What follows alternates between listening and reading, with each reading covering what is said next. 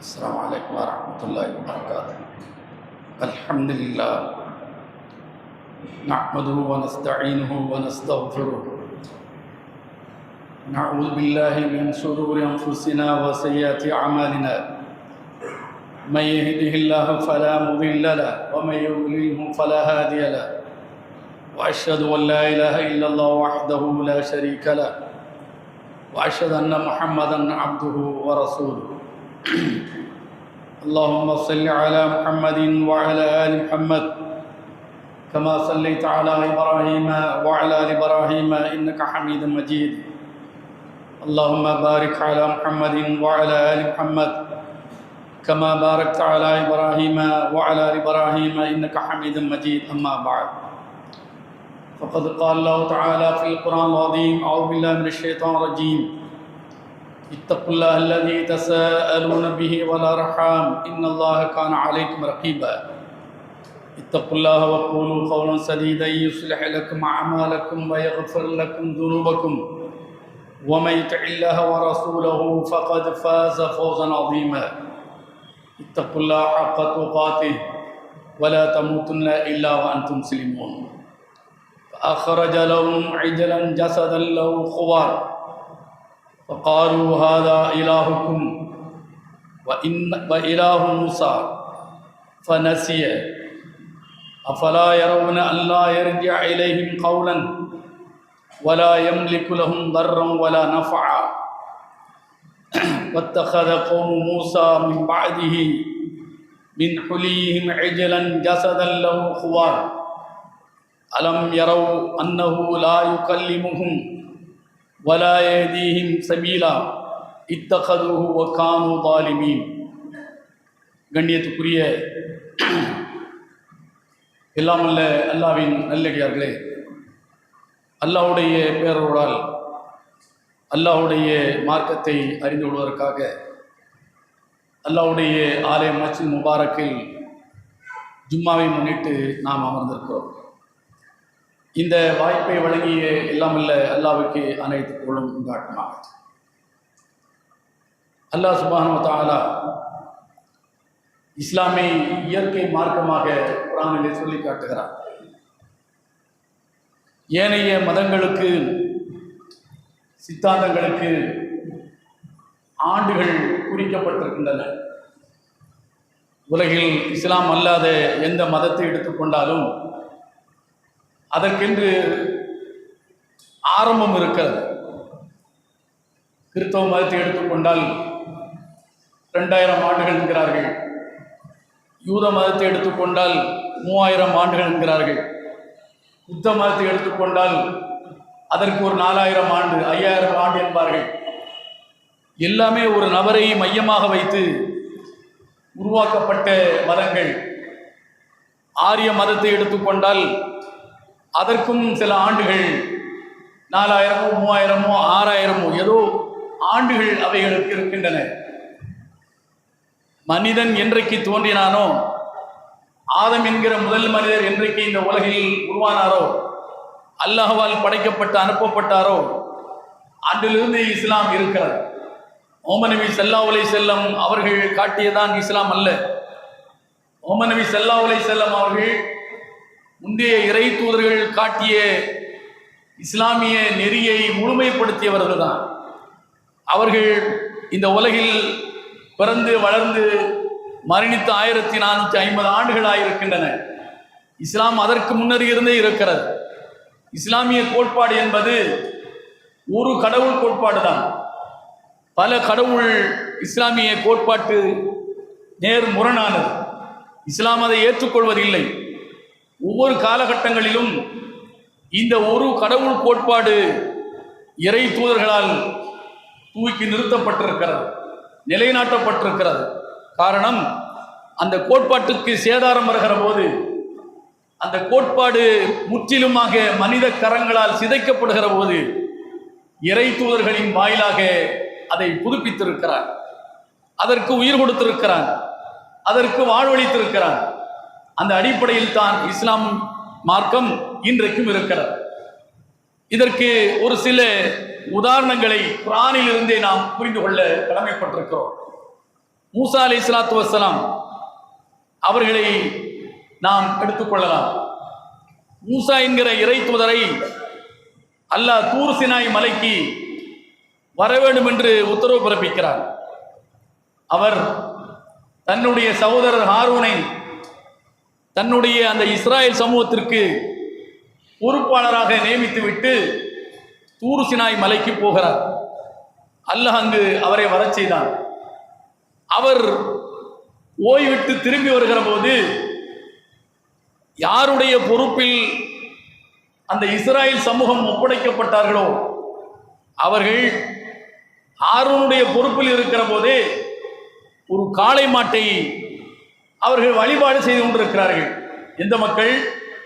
மூசாவை ஏற்றுக்கொண்டவர்கள், ஹாரூனை இறை தூதராக நம்பியவர்கள்.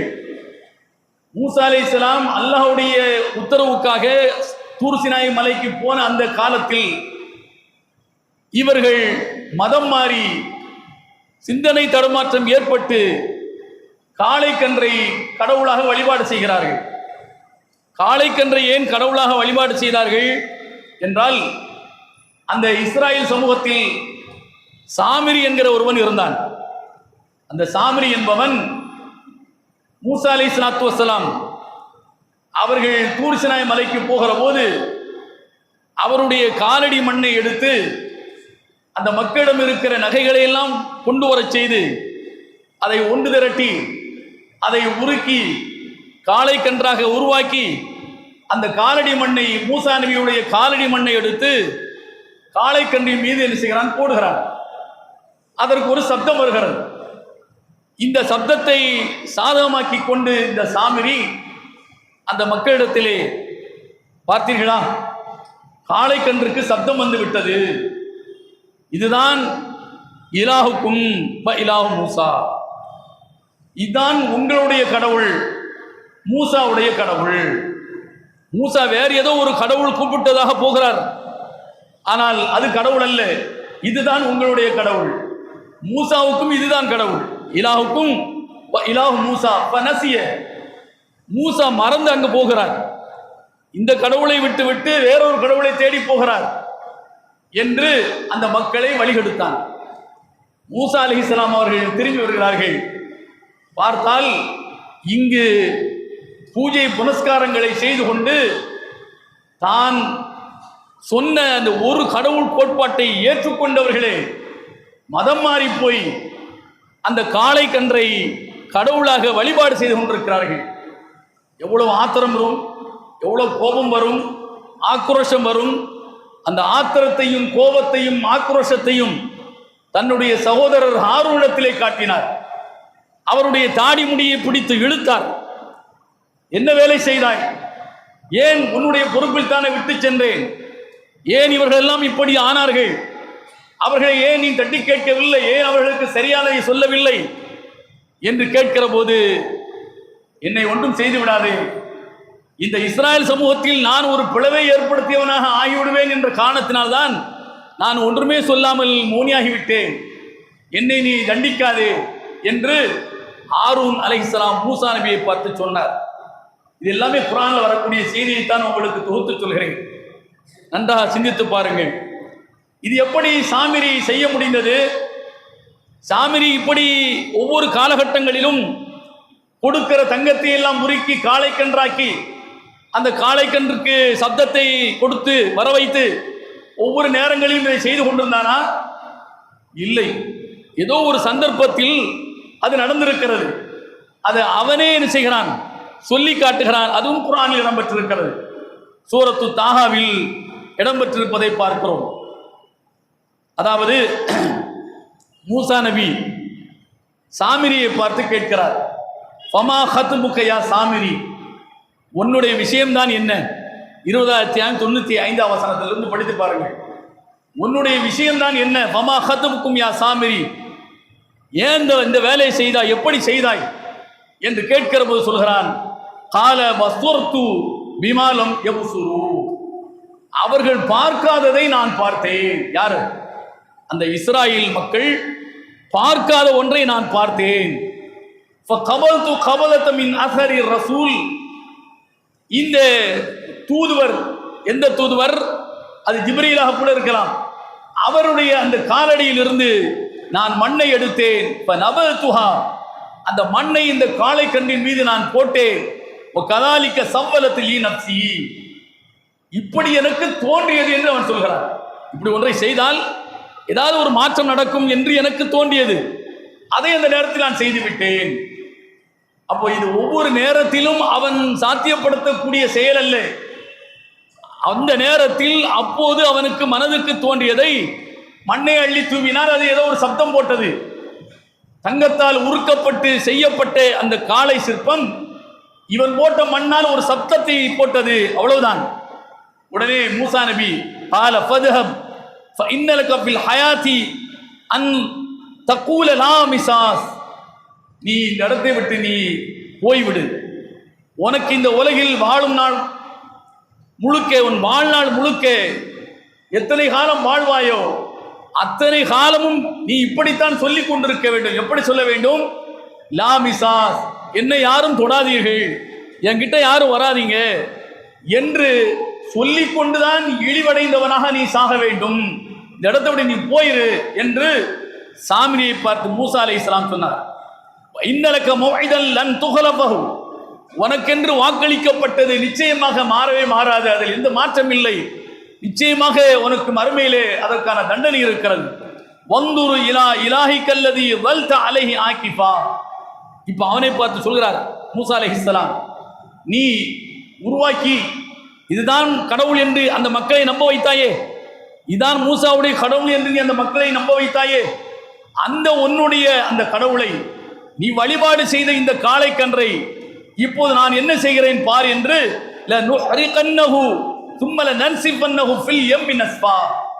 அதை நான் தீயில் போட்டு கரித்து சாம்பலாக்கி அந்த சாம்பலை கடலிலே நான் தூக்கி வீசுவேன். நீ உண்டாக்கிய இந்த கடவுள் அதை எதிர்த்து நிற்கட்டும், அது மாற்றமாக நடக்கட்டும், அல்லது என்னுடைய இந்த செயலிருந்து அது தப்பிக்கட்டும் என்று மூசா அலைஹிஸ்ஸலாம் சாமிரியை பார்த்து சொன்னார். அப்போ அது கடவுள் இல்லை என்பதை மூசா நபி மீண்டும் நிரூபிக்கிறார். எப்படி நிரூபிக்கிறார்? நீ அதற்கு சப்தத்தை கொடுத்தாய், சப்தம் வந்து விட்டதால் கடவுள் என்று நீ சொன்னாய், இப்போது நீ சொன்ன அந்த கடவுளை, காளை சிற்பத்தை நான் எரித்து கரித்து சாம்பலாக்கி சாம்பலை கடலில் நான் தூவி விடுவேன். அந்த கடவுள் மீண்டும் உயிர் பெற்று வந்து விடுமா?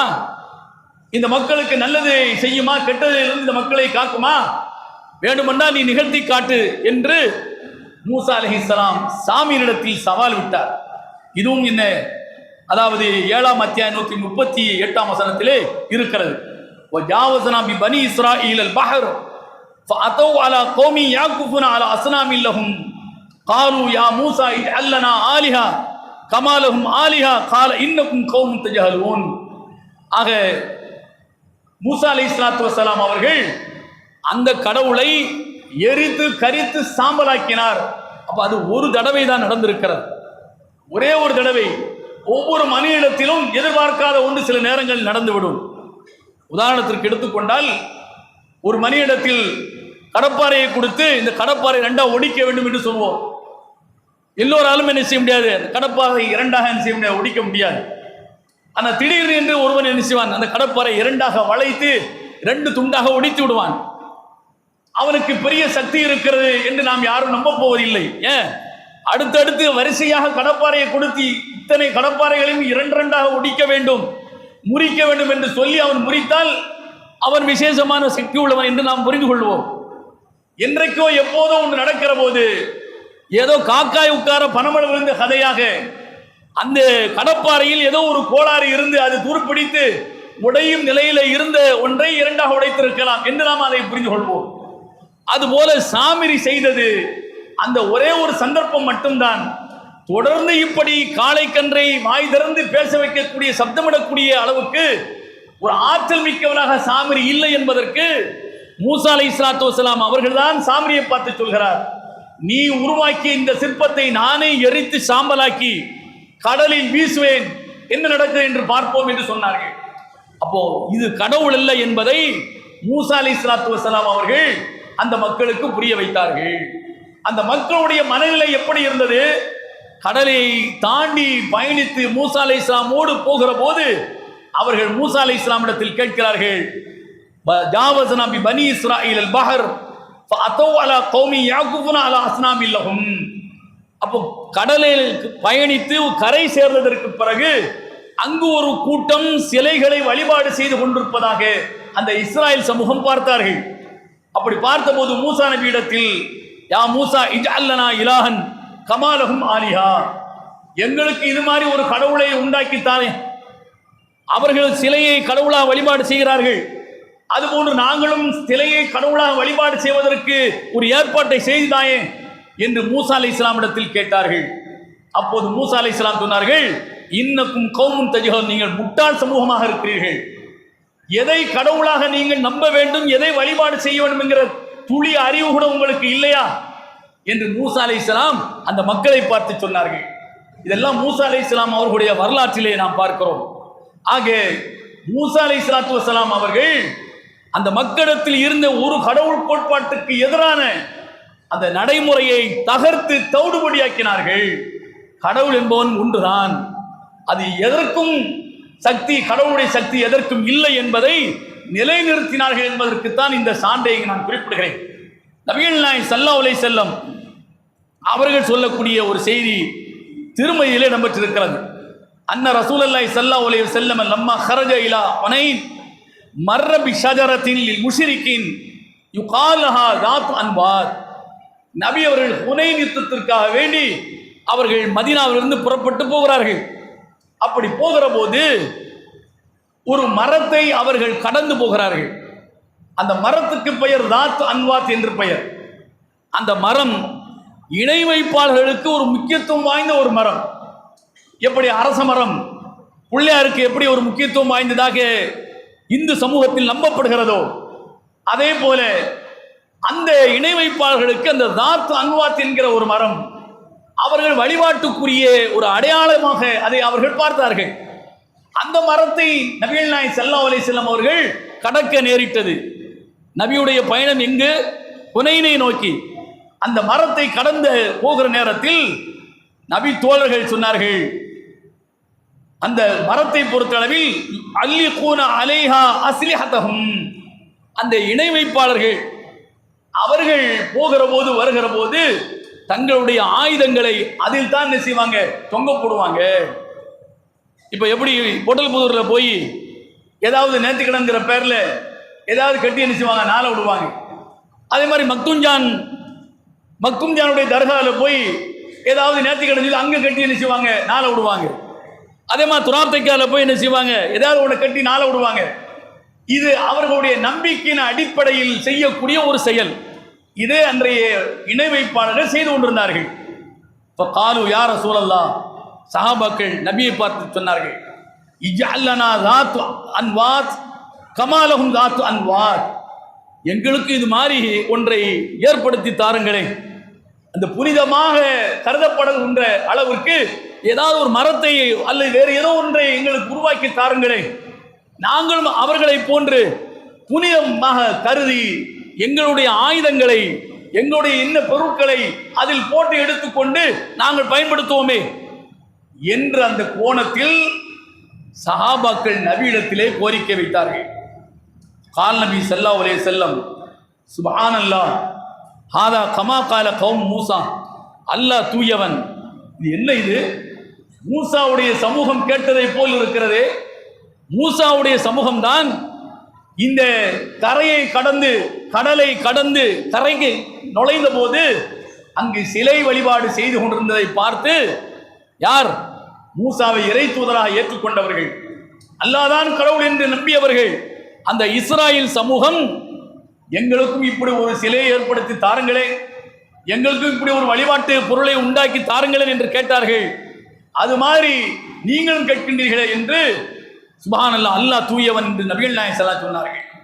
சொல்லிவிட்டு இந்த வசனத்தை ஓதி காட்டி, இஜ்அல் லனா இலாஹன் கமா லஹும் ஆலிஹா, எங்களுக்கும் ஒரு கடவுளை ஏற்படுத்தி தாருங்கள், அவர்களுக்கு ஒரு கடவுள் இருப்பதை போல எங்களுக்கு ஒன்று ஏற்படுத்தி தாருங்கள் என்று அவர்கள் சொன்னதை குர்ஆனில் நாம் முன்னர் படித்து காட்டிய இந்த வசனத்திலே உங்களுக்கு நான் குறிப்பிட்டு காட்டினேன். நபிகள் நாயகம் ஸல்லல்லாஹு அலைஹி வஸல்லம் சொல்கிறார்கள், வல்லதி நஃப்ஸி பியதிஹி லதர்கபுன்ன சுன்னத மன் கான கபலக்கும். இப்பதான் நபிகள் நாயகம் சொல்றாங்க. என்ன சொல்கிறார்கள்? என்னுடைய உயிர் எவன் கைவசம் இருக்கிறது அந்த அல்லாஹ் மீது ஆணையிட்டு சொல்கிறேன், நீங்கள் இஸ்லாத்துக்கு வந்ததற்கு பிறகு, ஒரு கடவுள் கோட்பாட்டை ஏற்றதற்கு பிறகு, இன்னும் அந்த முன்னோர்களுடைய வழியில் போக வேண்டும் என்கிற சிந்தனை உங்களுக்கு இருக்கிறது அல்லவா? இது நிச்சயமாக இது ஏற்புடையதல்ல. ஜானாக முளமாக அவர்கள் போகிற வழியிலே நீங்களும் போக வேண்டும் என்று நினைக்கின்றீர்கள். அவர்கள் உடும்பனுடைய புதருக்குள் நுழைந்தாலும் ஏன் எதற்கு என்ற எந்த எதிர்கேள்வியும் இல்லாமல் நீங்களும் அதில் போய் பூந்து நுழைந்து விடுவீர்கள் போல் இருக்கிறது என்று நபிகள் நாயகம் ஸல்லல்லாஹு அலைஹி வஸல்லம் அவர்கள் சொன்னார்கள். அப்ப அந்த முந்தி வாழ்ந்த அந்த சமூகத்துடைய எச்சம் இந்த சமூகத்திலும் இருக்கிறது. எந்த சமூகத்தில்? நபிகள் நாயகம் ஸல்லல்லாஹு அலைஹி வஸல்லம் அவர்கள் காலத்தில் வாழ்ந்த அந்த சமூகத்திலும் இருந்திருக்கிறது. அது அப்பப்ப அவர்களிடத்திலிருந்து வெளிப்படுகிற போது அல்லாஹ்வுடைய தூதர் அவர்கள் அதை துடை தெரிந்திருக்கிறார்கள். ஒரு கடவுள் கோட்பாட்டுக்கு எதிரான அவர்களுடைய சிந்தனைக்கு முற்றுப்புள்ளி வைத்தார்கள் என்பதைத்தான் இந்த செய்தி, திருமதியில் இடம்பெற்றிருக்கிற இந்த செய்தி நமக்கு உணர்த்துகிறது. இன்னொரு செய்தி புகாரியிலே அபுதாவுதில் இடம்பெற்றிருக்கிறது. சாபித் இப்னு ரலியல்லாஹு அன்ஹு அவர்கள் சொல்லி காட்டுகிறார்கள், நதர ரஜுலுன் அலா அஹதி ரசூலுல்லாஹி ஸல்லல்லாஹு அலைஹி வஸல்லம் ஐ யன்ஹர இப்லம் பி புவானா. நபி அவர்களிடத்தில் ஒரு மனிதர் வருகிறார், அல்லாஹ்வின் தூதரே, நான் ஒரு பலிப்பிராணியை பலி கொடுக்க வேண்டும் என்று நேர்த்திக்கடன் செய்திருக்கிறேன். ஆட்டையோ ஒட்டகத்தையோ எதையோ ஒன்று அல்லாஹ்வுக்காக நான் பலியிட வேண்டும் என்று நான் நேர்த்திக்கடன் செய்திருக்கிறேன். எங்கு போய் அதை பலியிட வேண்டும்? புவானா என்கிற இடத்தில் போய் நான் பலியிட வேண்டும் என்று நினைத்திருக்கிறேன். புவானா என்பது இருக்கிற இந்த தர்காக்கள் மாதிரியான ஒரு இடம் என்று வைத்துக் கொள்ளுங்கள். திருவிழா கொண்டாடப்படக்கூடிய ஒரு இடம். அந்த இடத்தில் போய் நான் பலியிட வேண்டும் என்று நினைக்கிறேன். இந்த எண்ணத்தில் உள்ள அந்த தோழர் நபியிடத்தில் வந்து இவ்வாறு சொன்னபோது நபிகள் நாயகம் ஸல்லல்லாஹு அலைஹி வஸல்லம் கேட்டார்கள், ஹல் கான ஃபீஹா வஸன் மின் அவ்சானி ஜாஹிலியா யுபத். அந்த புவானா என்கிற இடத்தில் அறியாமை காலத்தவர்கள் திருவிழா கொண்டாடக்கூடிய இடமாக அங்கு ஏதும் சிலைகள் சிற்பங்கள் ஏதும் இருக்கின்றமா என்று நபிகள் நாயகம் ஸல்லல்லாஹு கேட்டார்கள். நீ குறிப்பிட்டு அந்த இடத்துல போய் நீ அறுக்கணும் நினைக்கிறிய, நீ நேர்த்திக்கடன் செய்திருக்கிறிய, அந்த இடத்திலே அறியாமை காலத்து மூடர்கள், இறை மறுப்பாளர்கள், அவர்கள் வழிபாடு செய்யக்கூடிய சிலையோ சிற்பமோ ஏதும் அங்கு இருக்கிறதா? அங்கு திருவிழா கொண்டாடப்படுகின்றதா அந்த இடத்தில் என்று நபிகள் நாயகம் ஸல்லல்லாஹு அலைஹி வஸல்லம் கேட்டார்கள். காலு, சஹாபாக்கள் சொன்னார்கள், லா, இல்ல, அப்படிலாம் ஒண்ணுமே இல்லை. உடனே நபிகள் நாயகம் சொன்னாங்க, அல் கான ஃபீஹா ஐதும் மின் அயாதிஹிம். சிலை இல்லை, அது வழிபாடு நடத்தப்படக்கூடிய இடமாக இருக்கிறதா? வெறுமனே கந்தூரி கொண்டாடப்படக்கூடிய இடமாக இருக்கிறதா? திருவிழா கொண்டாடப்படக்கூடிய இடமாக இருக்கிறதா என்று கேட்டார்கள். அதற்கும் நபிகள் நாயகம் ஸல்லல்லாஹு அலைஹி வஸல்லம் கேட்ட கேள்விக்கு இல்லை என்று சொன்னார்கள். கால ரசூலுல்லாஹி ஸல்லல்லாஹு அலைஹி வஸல்லம் அவ்ஃபி பி நதர்கி. உன்னுடைய நேர்த்திக்கடன் இப்ப அங்க போய் என்ன செய், நிறைவேற்றிக்கொள். எங்க, எந்த இடத்துல போய் நிறைவேற்ற வேண்டும் என்று நேர்த்திக்கடன் செய்தாயோ அந்த புவானா என்கிற இடத்துல போய் அல்லாஹ்வுக்காக வேண்டி நீ நேர்த்திக்கடன் செய்த ஒட்டகத்தை நீ அறுத்து பலியிட்டுக் கொள் என்று சொன்னார்கள். சொல்லிவிட்டு சொன்னார்கள், ஃபஇன்னஹு லா வஃபாஅ லிநதிரின் ஃபீ மாஸியத்தில்லாஹ். நீ அல்லாஹ்வுக்காக வேண்டி தான் நேர்த்திக்கடன் செய்திருக்கிறாய், ஆனால் அல்லாஹ்வுக்கு மாறு செய்ய வேண்டிய இடத்தில் அந்த நேர்த்திக்கடனை நிறைவேற்றக்கூடாது. அந்த இடத்தில் அல்லாஹ்வுக்கு மாற்றமாக வேறு வேறு விழாக்களோ வேறு வேறு வழிபாடுகளோ நடத்தப்பட்ட இடமாக இருந்திருந்தால் அங்கு போய் அல்லாஹ்வுக்கு நீ செய்த நேர்த்திக்கடன் நிறைவேற்ற வேண்டிய அவசியம் இல்லை என்று நபிகள் நாயகம் ஸல்லல்லாஹு அலைஹி சொல்லிவிட்டு, வலா ஃபீமா லா யம்லிகு இப்னு ஆதம். ஒரு ஆதமுடைய மகனுக்கு, ஒரு மனிதனுக்கு, ஒரு முஸ்லிமுக்கு இயலாத ஒன்றில் நேர்த்திக்கடனை நிறைவேற்ற வேண்டும் என்கிற கட்டாயம் இல்லை, நேர்த்திக்கடன் செய்ய வேண்டிய அவசியம் இல்லை என்று நபிகள் நாயகம் ஸல்லல்லாஹு சொல்லி காட்டுகிறார்கள்.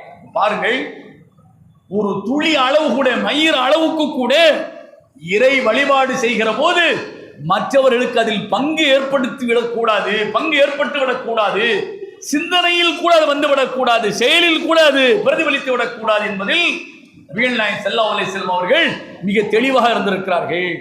கடவுள் என்பவன் ஒரே ஒருவன் தான், வழிபாடு அனைத்தும் அவருக்கு மட்டும்தான் சொந்தம் என்பதை நபிகள் நாயகம் ஸல்லல்லாஹு அலைஹி வஸல்லம் அவர்கள் நிலைநிறுத்திருக்கிறார்கள் என்பதை நாம் பார்க்கிறோம். இன்றைக்கு அல்லாஹ் தான் கடவுள், அல்லாஹ்வுடைய தூதர் தான் நமக்கு வழிகாட்டி, என்று நம்பிக்கொண்டு நாமே இன்னைக்கு என்ன செய்கிறோம்? எடப்பாடியை வரக்கூடிய தேர்தலில் ஜெயிக்க வேண்டும் என்றால் மக்துஞ்சான்ட்ட போய் உட்கார்ந்து என்ன செய்யறோம்? பாத்தியா ஓதுறோம். மோடி வரக்கூடிய தேர்தலில் தோற்க வேண்டும் என்று சொன்னால் ஏன்னா துலாப் சைபில்லாவிட்ட போய் உட்கார்ந்து என்ன செய்யறோம்? பாத்தியா ஓதுகிறோம்.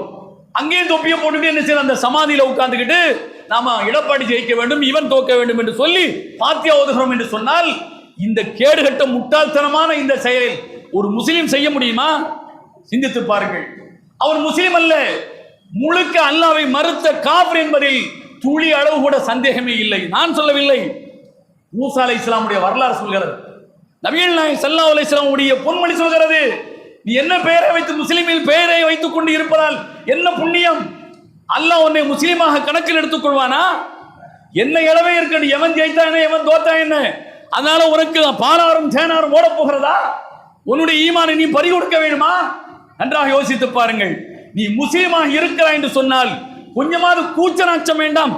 இந்த சனியன்று போய் உட்கார்ந்து நம்ம கையேந்துகிறோமே, அது ஒன்றுமில்லாத சமாதி, செங்கலும் மண்ணும் சிமெண்டுமாக கலந்து கட்டப்பட்ட கலவை. அதை நொறுக்கி தூளாக்கி விட்டால் அதற்கு ஒன்றுமே சக்தி இல்லை என்கிற சிந்தனைக்கு உரியவன் தான் முஸ்லீம். அவன் தான் அறிவார்ந்தவனாக இருக்க முடியும். ஆனால் முஸ்லீம் பேரை வைத்துக் கொண்டு அங்கு போய் எடப்பாடி ஜெயிக்க வேண்டும், இவன் தோற்க வேண்டும் என்று சொல்லி பாத்தியா ஓதுகிறோம் என்று சொன்னால், இங்கு போய் பலாக்கி விளம்புகிறோம் என்று சொன்னால், நம்முடைய அந்த ஏகத்துவ சிந்தனை, ஒரு கடவுள் தான் வழிபாட்டுக்குரியவன் என்கிற அந்த சிந்தனை எப்படி தடமுரண்டு போய் கொண்டிருக்கிறது என்று பாருங்கள். உலக ஆதாயத்திற்காக கூட இந்த அயோக்கியத்தனத்தை அரங்கேற்றக்கூடியவன் முஸ்லீமாகவே இருக்க முடியாது என்பதற்கு இந்த நிதர்சனமான இந்த வரலாற்று சான்றை குர்ஆன் நமக்கு சொல்லி காட்டுகிறது. எந்த சந்தர்ப்பத்திலும் எந்த வழிபாட்டையும் அடுத்து பாருங்கள். சமத்துவ பொங்கல், என்ன பொங்கல் வேண்டி கிடக்கிற? இஸ்லாத்தில் பொங்கல் இருக்கிறதா? சமத்துவ பொங்கல் என்று ஒன்று இருக்கிறதா? இஸ்லாத்தில் இரண்டு மட்டும்தான் நமக்கு வழிபாடாக சொல்லி தரப்பட்டிருக்கிறது, பண்டிகையாக சொல்லி தரப்பட்டிருக்கிறது. ரமலான் முடிந்ததற்கு பிறகு ஒரு பண்டிகை, துல்காதா 10 ஒரு பண்டிகை. இந்த ரெண்டு தான் இஸ்லாத்தில் சொல்லப்பட்டிருக்கிறது. அது என்ன சமத்துவ பொங்கல்? மற்றவர்களை திருப்திப்படுத்துவதற்காக வேண்டி இஸ்லாத்துடைய அடிப்படையை குழி தோண்டி புதைத்து விடலாமா? சிந்தித்து பாருங்கள். அது என்ன பொங்கல்? விவசாயிகள் ஒரு காலத்தில் நல்ல அறுவடை கனிந்து வருகிற நேரத்தில் சந்தோஷத்தில் அவர்கள் தோத்தாக்கி போட்டார்கள், அல்ல ஏதோ ஒன்றை கொண்டாடினார்கள். எதை நோக்கி கொண்டாடினார்கள்? சூரிய கடவுளுக்கு படைத்து கொண்டாடினார்கள். சூரிய கடவுள், சூரியனால் தான் நமக்கு இவ்வளவு மகசூல் கிடைத்திருக்கிறது, விவசாயம் நன்றாக செழித்திருக்கிறது, அதற்கு நன்றி கடன் என்கிற பெயரில் பொங்கல் கொண்டாடினார்கள். இன்றைக்கு அது அப்படியே மாறி இன்றைக்கு சமத்துவ பொங்கல், நாளைக்கு முஸ்லிம் பொங்கல், நாளைக்கு இந்து பொங்கல், அப்புறம் கிறிஸ்தவ பொங்கல். என்ன இது? ஒரு முஸ்லீம் எப்படி அதை அனுமதிக்க முடியும்? ஒரு முஸ்லீம் எப்படி இதை செய்ய முடியும்? அது வழிபாடா இல்லையா? வழிபாடு என்று சொன்னால் அல்லாஹ்வுக்கு மட்டும்தான். எந்த சந்தர்ப்பத்திலும் எந்த வழிபாட்டையும் வழிபாடு என்று இஸ்லாம் காட்டி தந்த எந்த ஒன்றையும் அல்லாஹ் அல்லாதவனுக்கு செய்கிறவன் முஸ்லிமாகவே இருக்க முடியாது. பிற சகோதரர்களுடைய, பிற மக்களுடைய திருப்திக்காக ஒரு முஸ்லிம் இந்த உலகில் வாழவே முடியாது. நம்முடைய கோட்பாடு என்பது வேறு, நம்முடைய சித்தாந்தம் என்பது வேறு, மற்றவருடைய சித்தாந்தம் என்பது வேறு. நாம் முஸ்லிமாக இருக்கிறோம் என்று சொன்னால் ஒரு கடவுள் கோட்பாட்டில் உறுதியாக இருக்க வேண்டும்.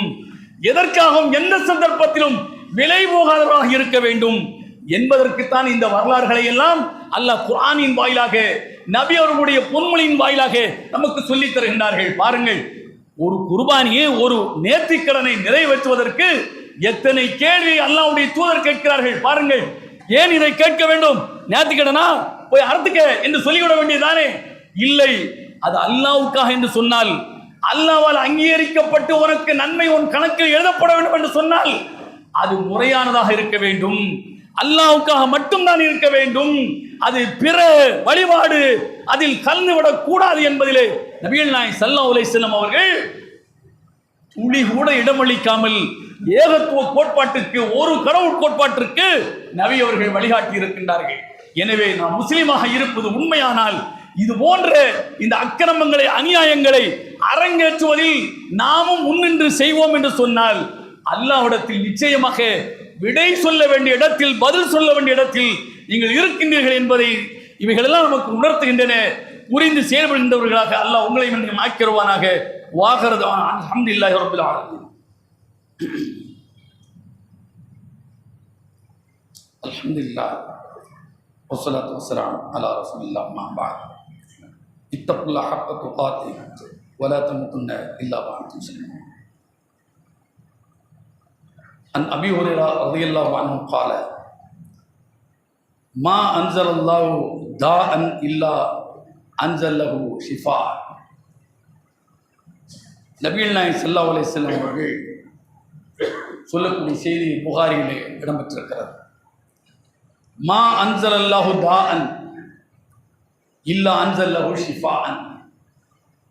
அல்லாஹ் ஒரு நோயை இந்த உலகத்தில் ஏற்படுத்துகிறான் என்று சொன்னால் அதற்கு நிவாரணத்தையும் சேர்த்துத்தான் செய்கிறான், வழங்குகிறான். ஒரு நோய் வருகிறது என்றால் அந்த நோயை நீக்குவதற்கான நிவாரணியும் சேர்த்துத்தான் அல்லாஹ் என்ன செய்கிறான், தருகிறான். இல்லை என்றால் நாளை அல்லாஹ் குற்றவாளி ஆகிவிடும். அல்லாஹ் இந்த அடியார்களுக்கு அநியாயம் செய்தவனாகி விடுவான். ஏன்? நோயை தருகின்றவன் அல்லாஹ் தான், நோயை குணப்படுத்துகின்றவன் அல்லாஹ் தான். இப்ராஹிம் அலைஹிஸ்ஸலாம் சொல்லக்கூடிய வார்த்தையை குர்ஆனில் நாம் படிக்கின்றோம். மரில்து வஹுவ யஷ்ஃபீன். நான் நோயுற்றால் அவன்தான் என்னை குணப்படுத்துகிறான். நான் நோயுற்றால் அவன்தான் என்னை குணப்படுத்துகிறான். குணப்படுத்துவதற்கான காரணங்களை அவன் நினைச்சிருக்கிறான், இந்த உலகத்திலே வைத்திருக்கிறான். அதற்கான மருத்துவத்தை அல்லாஹ் வைத்திருக்கிறான். ஒரு நோய் ஏற்பட்டால் அதற்கான மருத்துவத்தையும் சேர்த்துத்தான் அல்லாஹ் வழங்கியிருக்கிறான் என்பதை நபிகள் நாயகம் ஸல்லல்லாஹு அலைஹி வஸல்லம் சொல்கிறார்கள். இன்னொரு செய்தி அபூதாவுதில் இடம்பெற்றிருக்கிறது. அபூ தர்தா ரலியல்லாஹு அன்ஹு அவர்கள் அறிவிக்கின்றார்கள், قال ரசூலுல்லாஹி ஸல்லல்லாஹு அலைஹி வஸல்லம் இன்னல்லாஹ அன்ஸல الداء والدواء. அல்லாஹ் நோயையும் இறக்கி இருக்கிறான், அதற்கு மருந்தையும் அல்லாஹ் இறக்கி இருக்கிறான், நிவாரணத்தையும் அல்லாஹ் இறக்கி இருக்கிறான். நோயையும் தருகிறான், அதற்கான மருத்துவத்தையும் தருகிறான். وجعل لكل داء دواء. ஒவ்வொரு வியாதிக்கும் அல்லாஹ் மருந்தை உருவாக்கி இருக்கிறான். ஒவ்வொரு வியாதிக்கும் அல்லாஹ் மருந்தை வைத்திருக்கிறான். எனவே நீங்கள் நோயுற்றால் மருத்துவம் செய்து கொள்ளுங்கள், நீங்கள் நோயுற்றால் மருத்துவம் செய்து கொள்ளுங்கள். வலா ததாவு பிஹராம். நபி அவர்கள் சொல்கிறார், ஹராமை கொண்டு நீங்கள் மருத்துவம் செய்யாதீர்கள், தடுக்கப்பட்டதை கொண்டு நீங்கள் மருத்துவம் செய்யாதீர்கள். நோய் என்றால் நோய்க்கு மருத்துவம் இருக்கிறது, மருந்து இருக்கிறது, மருத்துவம் செய்து கொள்ளுங்கள். மருத்துவம் செய்யாமலேயே நாம் நம்மையே மாய்த்து கொண்டு இறக்க வேண்டும் என்று இஸ்லாம் சொல்லவில்லை. அது முடிந்து போன கதை. இப்போது நீங்கள் மருத்துவம் செய்ய வேண்டும். அந்த மருத்துவம் தடுக்கப்பட்டதை கொண்டு செய்யக்கூடாது என்பதை இஸ்லாம் அழுத்தம் திருத்தமாக நமக்கு சொல்லி காட்டுகிறது. நோயை தருகிறவன் அல்லாஹ் தான், நோய்க்கான மருத்துவத்தை தருகிறவனும் அல்லாஹ் தான். அந்த மருத்துவம் கூட அது ஹராமானவற்றில் இல்லை, ஹலாலானவற்றில் தான் மருத்துவம் இருக்கிறது என்பதையும் இந்த செய்தி நமக்கு உணர்த்துகிறது. 2-3 நாட்களாக ஒரு செய்தி ஊடகங்களில் பெரிய அளவுக்கு விவாதிக்கப்படுவதை பார்க்கிறோம். சென்னை ஐஐடியினுடைய இயக்குனர் காமகோடி என்பவர், அவர் தன்னுடைய தகப்பனுக்கு ஜுரம் ஏற்பட்டு காய்ச்சல் ஏற்பட்டு ஏதோ ஒரு முனிவரிடத்தில் போன இடத்துல அவர் மாட்டு முத்திரத்தை குடிங்க சரியாயிரும் சொன்னாரு.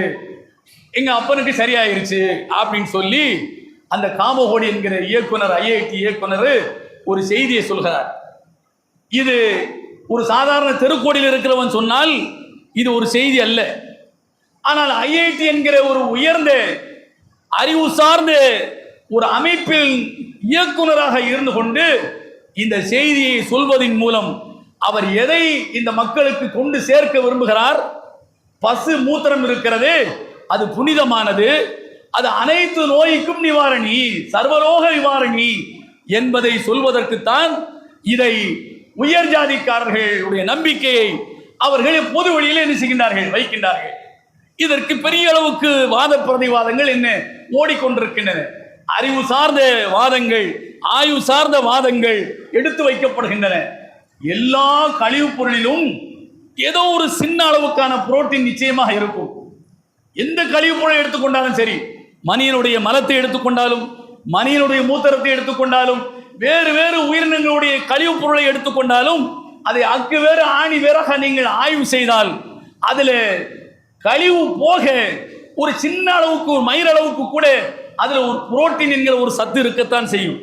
அந்த சத்து இன்னொன்றை அழிக்கக்கூடியதாக என்ன செய்யும், இருக்கும். இன்னொன்றை அழிக்கக்கூடியதாக இருக்கும். அதில் சத்து இருக்கிறதுனால தான் மனித கழிவை பன்றி சாப்பிடுகிறது. மனித கழிவில் ஏதோ ஒரு சத்து இருக்கிறதுனால அதை ஒன்றுதானே பன்றி தன்னை வளர்த்துக் கொள்கிறது. இப்படி ஒவ்வொரு உயிரினமுமே இன்னொன்றுடைய கழிவை சாப்பிட்டு தனக்கான சத்தை எடுத்துக் கொள்கிறது. அதிலிருந்து வருகின்ற கழிவில் பல பாக்டீரியாக்கள், பல நுண்ணுயிர்கள், பல நோயை உருவாக்கக்கூடிய கிருமிகள் எல்லாம் இருக்கத்தான் செய்கிறது. அதில் ஒரு சில நன்மையை தரக்கூடியவைகளும் இருக்கத்தான் செய்கிறது. அதற்காக உனக்கு ஏற்பட்டிருக்கிற வியாதிக்கு நீ மனித கழிவை ஒரு 50 கிராம் சாப்பிடு, மனித மூத்திரத்தை ஒரு 10 மில்லி குடி என்று யாராவது சொல்ல முடியுமா? சொல்லவே முடியாது. இது மாதிரிதான் ஒவ்வொரு காலகட்டங்களிலும் கழிவிலிருந்து ஆய்வு செய்து இதில் இத்தனை % புரோட்டீன் இருக்கிறது என்று சொல்லியிருக்காக ஒழிய அதனால் இந்த நோய் குணமாகும் என்று எந்த ஆய்வும் இதுவரைக்கும் என்ன சொல்லப்படவே இல்லை. தங்களுடைய நம்பிக்கை வாழையடி வாழையாக உள்ள அந்த நம்பிக்கையை வெளிப்படுத்தி அதற்கு ஒரு புனிதத்துவம் கொடுத்து இதிலும் மருத்துவம் இருக்கிறது, சர்வரோக நிவாரணி இதுதான் என்று சொல்வதை இஸ்லாம் ஏற்கவில்லை. ஏன்? கழிவு என்பது அது அசுத்தம், அசுத்தம் என்பது தடுக்கப்பட்டது. அது அசுத்தமாக இருக்கிற காரணத்தினால்தான் அது வெளியேறக்கூடிய இடத்தை சுத்தம் செய்ய வேண்டும் என்று இஸ்லாம் சொல்கிறது. அசுத்தமாக இல்லை என்று சொன்னால் அதில் பல பயன்பாடுகள் இருக்கிறது என்று சொன்னால் ஏன் அது வெளியேறக்கூடிய இடத்தை எதற்கு சுத்தம் செய்ய வேண்டும் என்று சொல்கிறது? ஒவ்வொரு கட்டத்திலும் வெளியேறுகிற போது சிறுநீராக வெளியேறினாலும் மலமாக வெளியேறினாலும் அந்த இடத்தை சுத்தம் செய்ய வேண்டும் என்று இஸ்லாம் வலியுறுத்திய அளவுக்கு வேறு எந்த இஸ்லாம் வலியுறுத்தவில்லை. எனவே கழிவுதான், அதில் எந்த மருத்துவம் இல்லை, அது தடுக்கப்பட்ட ஒன்றில் மருத்துவமே இல்லை என்று இஸ்லாம் சொல்லி காட்டுகிறது. அது ஒவ்வொரு காலகட்டங்களிலும் தன்னை புதுப்பித்துக் கொண்டு இந்த உலகத்திற்கு சரியான செய்தியை சொல்லிக் கொண்டிருக்கிறது. இப்போதும் சொல்கிறது, என்றைக்கும் சொல்லும். தடுக்கப்பட்டவைகளில் மருத்துவம் இல்லை என்பதை இதை புரிந்து செயல்படுகின்றவர்களாக நாம் இருக்க வேண்டும் என்று கூறி நிறைவு செய்கிறேன். வாஹிரு அல்ஹம்துலில்லாஹி ரப்பில் ஆலமீன்.